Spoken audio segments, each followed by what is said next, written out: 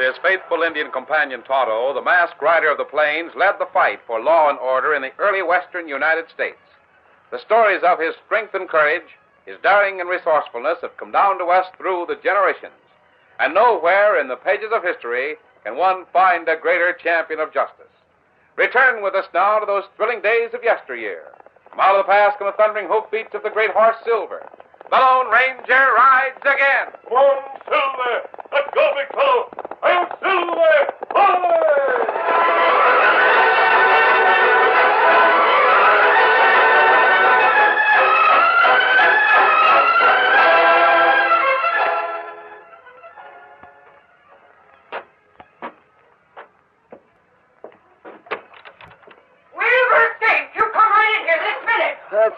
That's what I'm aiming to do, Molly. And no back talk out of either. You got some explaining to do. Now sit down here and start talking, and it better be good. Yes, dear. And to Wilbur, it seemed as though it were ever thus. For Wilbur Skink was a meek little man, and ever since Molly, big, raw-boned Molly, had proposed, and Wilbur had meekly accepted, she had led him around by the nose to such an extent that in the Texas mining town of Nugget City, he was laughingly known as Henpecked Wilbur Skink. Following Molly's order, Wilbur sank wearily into a chair in the living room of their small farmhouse. Wilbur, don't sit there staring at the floor. I'm waiting to hear what you have to say, and you better not make up any fancy story either. Do you hear me, Wilbur? Yes, dear. You see, I left here... You left here early today to take a load of chickens and pigs into Nugget City, less than 10 miles away. Now you come crawling in long after supper time, looking like a beat-down kitten, as usual. I'm telling you, Wilbur Skink, if you spend as much as 1 nickel of that money, Wilbur! Yes, dear? I'm waiting for you to start talking. You should have been home long before sundown, and you know it. The way you got the wagon to the barn without me hearing and then come sneaking into the house was... Molly, I didn't come home in the wagon. You didn't come home in the wagon? How did you get home? Where's our wagon? What you been up to? Talk. Now, wait a minute, Molly. I'm trying to tell you, I've waited long enough, Wilbur Skink. Now talk before I lambaste you with this broom. Yes, dear. If you'll only listen, I'll tell you the whole... If I'll listen. Ain't I asking you to explain? Ain't I? Yes, dear. Yes, dear. Yes, dear. Is that all you can say? Yes, dear. I mean, no, dear. Molly, I ran into trouble on the way to Nugget City today. I thought so. Didn't I tell you that... It ain't like you think at all, Molly. You see, I was held up. Wilbur, if you're making up a story, I'm going to... Not Molly. Let me tell you what really happened. You see, I was well on my way to Nugget City, reckon about halfway or thereabouts. I was driving along the trail, and I saw some riders coming toward me. Fast.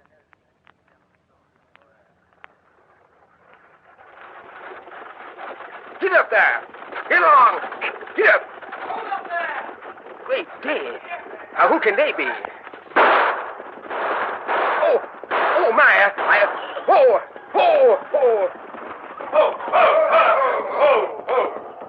Good thing you had sense enough to stop, stranger. Why, what do you want with me? From the looks of you, you wouldn't be much use to anybody. How about that, boy?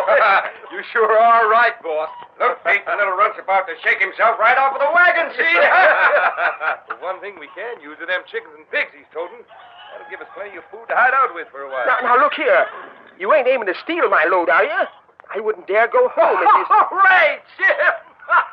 Did you hear that? He wouldn't dare go home if we take his chickens and pigs. Ain't that something?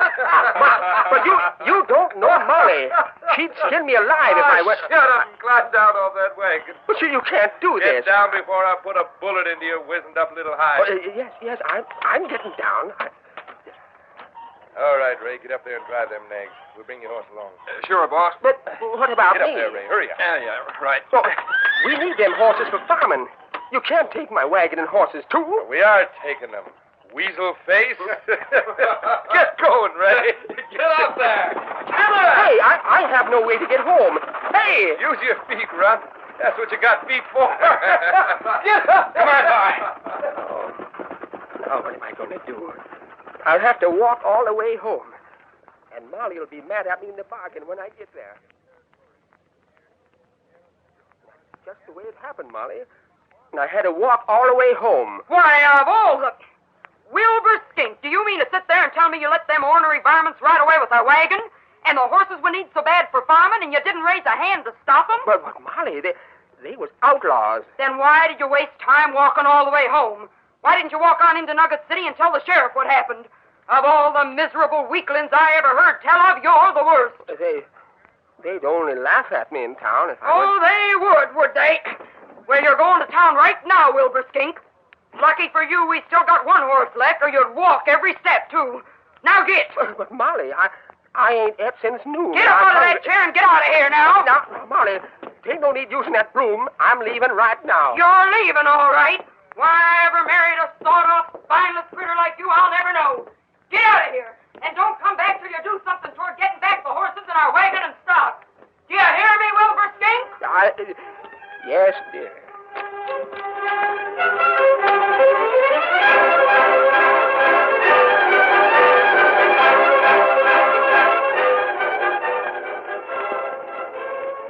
Wilbur went to the barn, saddled the horse, and set out weary and disheartened for Nugget City.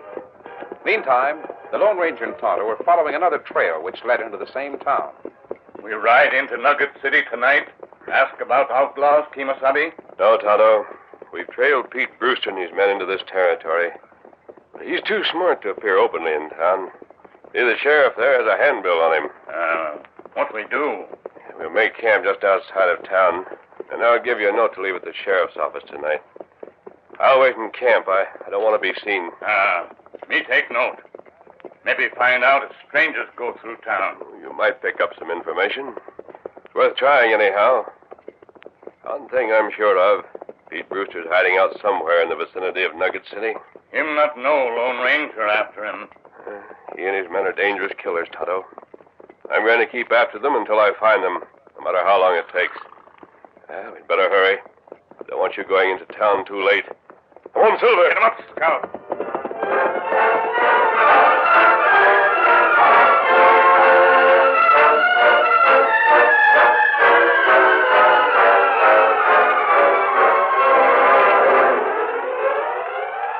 Later that evening, Wilbur arrived in Nugget City. Not finding the sheriff in his office, Wilbur, after much hesitation, decided to go into the cafe in search of him. He opened the door and meekly stepped inside. Hey, boys. Look who just come in.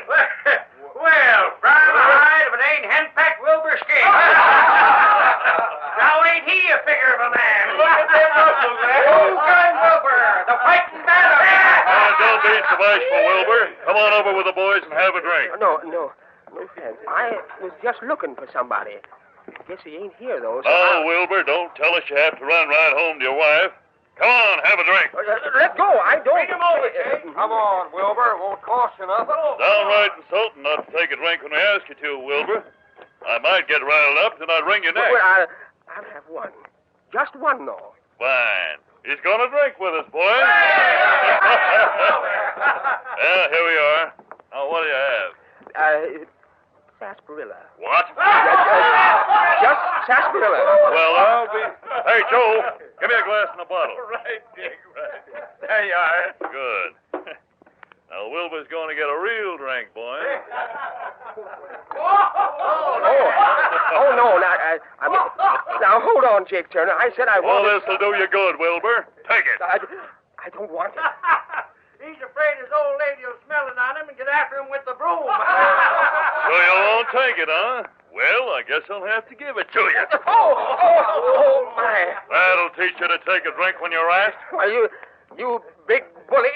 If I was Oh, your you guy... little hand-packed runt. Oh. Only men are supposed to come into this here cafe. So I'll take you by the neck. Let us see to your britches and run you out. Put me down. Open that door, somebody. I'll open it, Jake.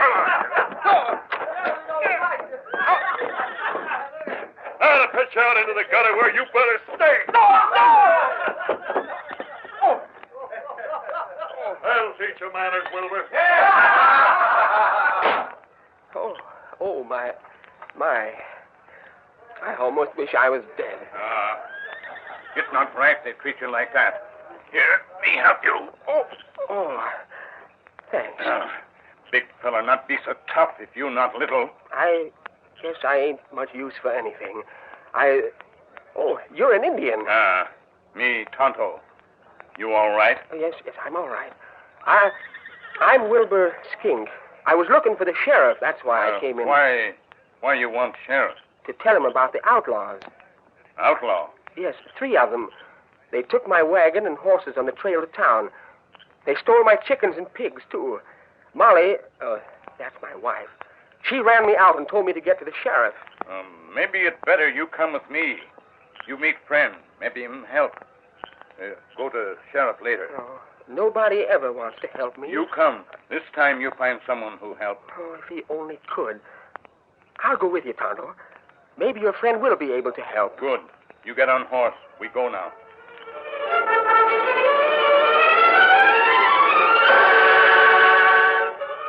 Tonto took Wilbur to the Lone Ranger's camp just beyond town.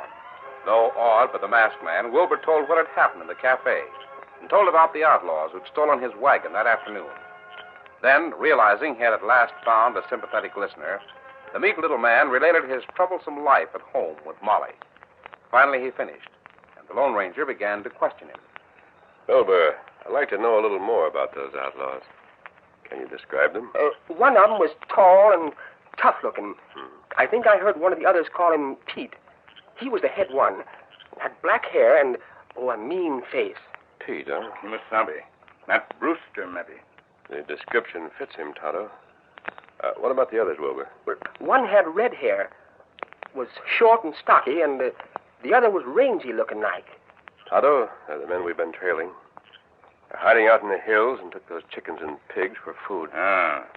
And what we do? You left a note for the sheriff? Him get it. Good. We'll camp here until daybreak, and we'll have Wilbur show us where the holdup took place. Wagon tracks be easy to follow. Yes, Tonto. Brewster's smart enough to abandon the wagon before getting to his hideout. Well, what am I going to do? I don't dare go back home. You stay here with us, Wilbur. In the morning, we'll cut sign on those outlaws. You mean you want me to go along when... Wilbur, I'm going to give you a chance to make the men in town and your wife respect you. Are you willing to try? Well, there ain't anything I could do against them tough outlaws. Will you try? I'll do whatever you tell me. Fine. By this time tomorrow night, Wilbur, if my plan works out, you're going to be a changed man.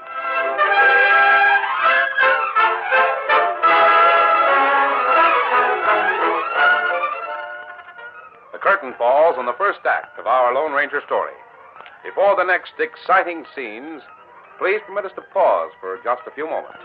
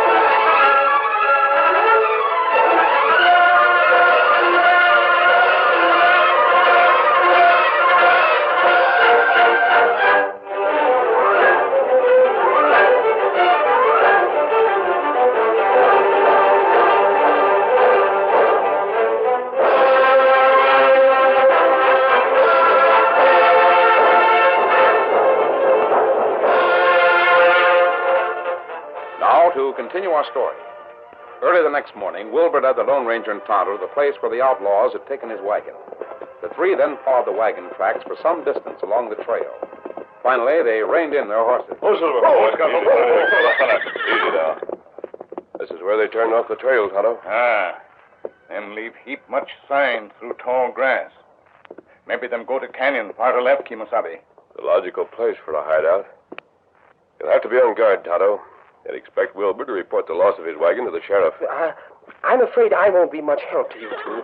Maybe I'd better... Are you backing out on us, Wilbur? Well, No, I'll go along with you. Well, if you're nervous, I'll understand if you do turn back now. Nervous? Well, what makes you think I'm... I ain't... Oh, to tell the truth, I'm shaking in my boots right now. Yet you're willing to come along? Mister, you and Tonto's been the first ones to treat me like was worthwhile. I reckon being with you and being scared is better than getting jumped on by Molly or laughed at by the men in town. Wilbur, you're beginning to show that courage I hoped you'd show. And that good? We'll follow the outlaw's trail to that canyon. Meantime, Tonto, keep your eyes open. All right? Come on, Silver. Get him up, Scout. Get up. Come on.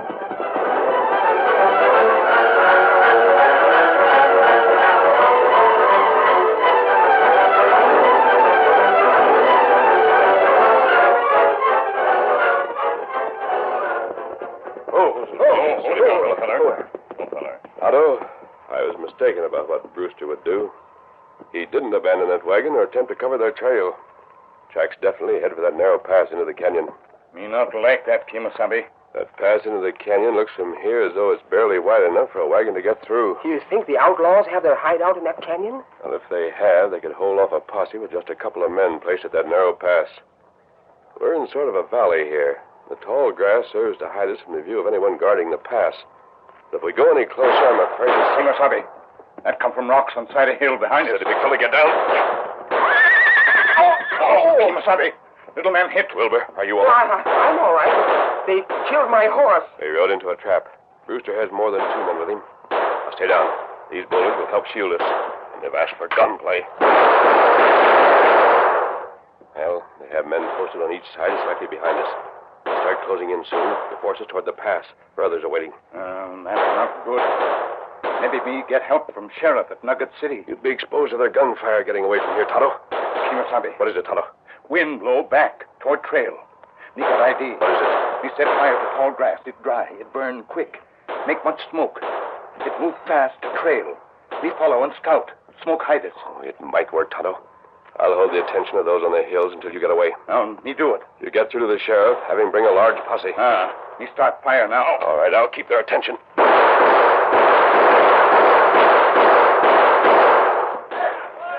Them watch fire. Me go now. Good luck, Tonto. Steady, Scout. Steady, boy. Adios. Adios. Get him up, Scout.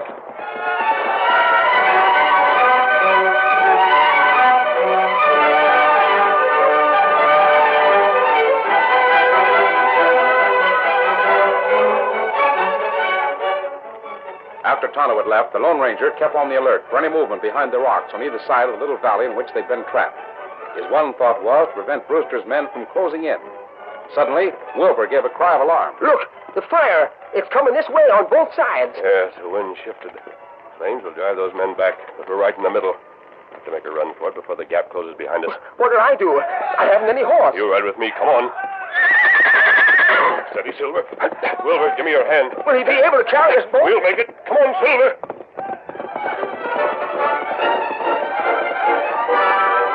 Bearing his double burden, Silver leaped forward, straining every muscle in his magnificent body to outrun the onrushing flames which were fast closing the only avenue of escape for the Lone Ranger and Wilbur. Disregarding his instinctive fear of fire and smoke, the brave white stallion raced onward, responding instantly to the urgent, ringing cry of his beloved master. Home, Silver! Faster, boy! Faster! With a mighty effort forward as the angry flames narrowed the way before them, with a final burst of speed, he sprang through to the charred ground beyond, and the flames closed in behind them. Oh, Silver! Oh, fella! Oh, easy, steady, big fella. We got through. Yes, thanks to Silver. Well, we'll rest a few minutes. Then we'll go around to the left to the rim of the canyon. Those men have been driven back to the pass by now because of the fire. What do we do up there? We'll find a way to help the posse when they get here. But I think I know just how we'll do it.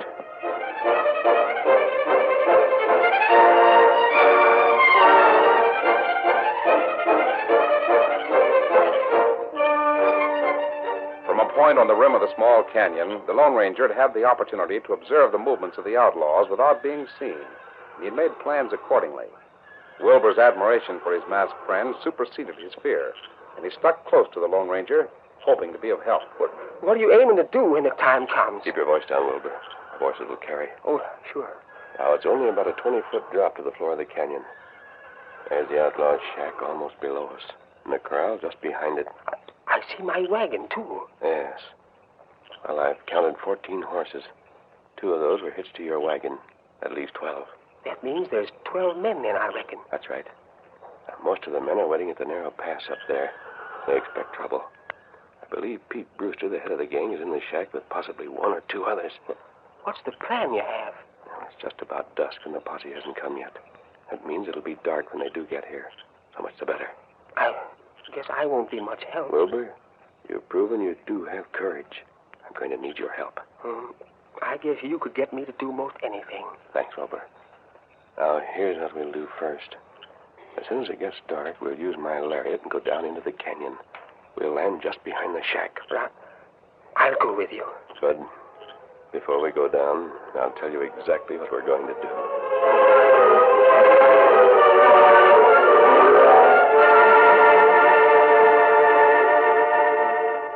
The Lone Ranger explained in detail what Wilbur was to do. The little man was nervous but willing. As soon as darkness set in, the Lone Ranger tossed the end of his lariat over the edge of the canyon, tying the other end to a small tree. Then he and Wilbur let themselves down hand over hand until they stood in the darkness behind the shack, waiting. Inside the shack, in the dim glow of an oil lamp, Pete Brewster sat talking to Ray. I guess them coyotes we trap in the valley won't come snooping again for a long time. That fire sure drove them out. I wouldn't be surprised if they was all wounded by our bullets before they left, too. I'd like to know is how they got out. Some of our men almost got their eyebrows singed. Yeah, come to think of it, I wonder how that... Hey, listen. Hey, Pete. There's a posse trying to get through the pass. Well, what about it? 2 men can hold that pass, and Tenny ought to be able to rout out an army. Now, go on back up there, Jim. Keep the boys on their toes. All right, just thought you'd like to know. Yeah, this place is better than a fort. We can... What's that? Horses are out of the corral and headed for the pass. Somebody's stampeding them. They'll run our men right out of the pass. Well, come on. We got to get after them. Stay right where you are. Who's that? I can't see him out there. I don't know, but I'll slow. Oh, my head. All right, you. Drop your gun, or you'll get the tape. Hey, Pete. That sounds like the half pint we got the wagon from. Well, I'll be... Gun him down, Ray. Yeah, no weak-kneed runt like him is going to get away with this. I'll get him, Pete. Oh, got me right in the shoulder. Lie down that bunk over there, both of you. I ought to give you both some more for stealing my wagon. I can't believe... Why didn't he shoot like that yesterday? I wasn't in the mood. Now get to that bunk. Jim will come back here and get that runt.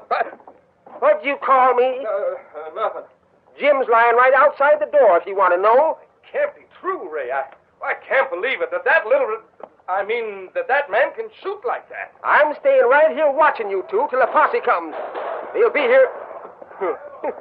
You know, you outlaws ain't so tough after all.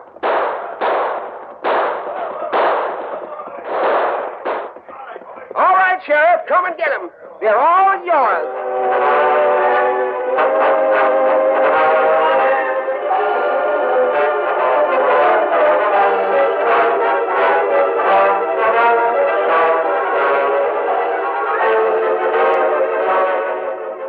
Later that night.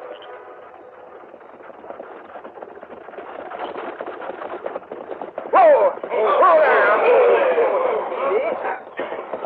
Come on in, everybody. All right. Come on. Wilbur, Skink, I've been waiting for you. How dare you stay away from the Oh, hush up, Molly. Come on in, boy.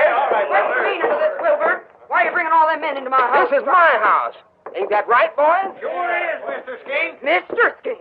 Molly, you don't seem to realize what a real he-man you got for a husband. What? That's right.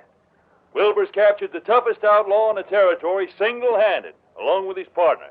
And he was responsible for the posse of getting the rest. No. Yes. You heard what Jake said, Molly. I still don't believe Molly, you keep quiet, you hear? Right. Yes, dear. And, get my slippers. I'm tired. Yes, dear.